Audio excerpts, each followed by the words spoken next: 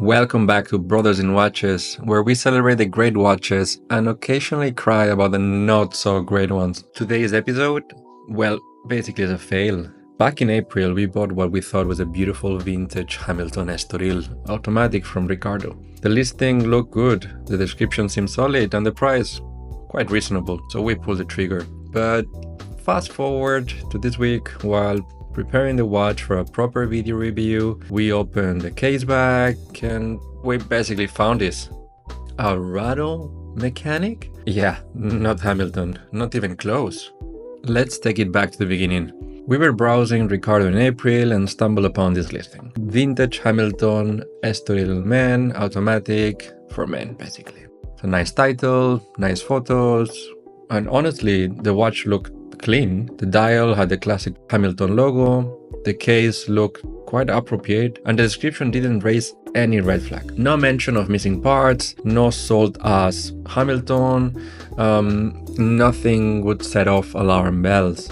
It seemed like a solid budget-friendly vintage pickup, basically. Something we missed, was basically that we did not see any picture from the mechanics, which at that time we didn't consider as a red flag. So we bought it, paid it, received it, check it out. We wear it for a while actually, it looks really well. The hands moved, the mechanic worked very well. We were finally preparing this piece for a full video, you know the drill, lighting, movement shots, case back close-ups.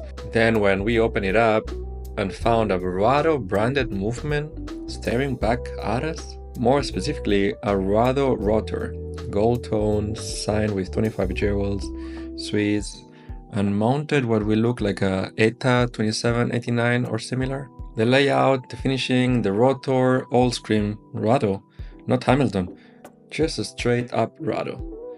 And that's when it hit us. This Hamilton was a Frankenstein. So how does something like this happen? Well, here's some potential scenarios. It could be a movement swap during the service. The original movement might have broken years ago, and a watchmaker replaced it with a working Rado movement. It's not uncommon, especially with brands that use similar ETA bases. Maybe it could be a Frankenwatch build. Less innocent, someone might have put together parts from different watches to create something sellable, maybe to move inventory, maybe to fool a less experienced buyer, like us. Honestly, we will never know for sure, but here's the thing. The listing never mentioned this, and from the outside, there was no reason to suspect anything was off. Now, normally we would return a piece like this, but this time we decided to keep it. Why? Because this watch, with its Frankenstein soul, tells a story about vintage watch buying, about risk, about trust, and about how not everything you buy online turns out the way you expected.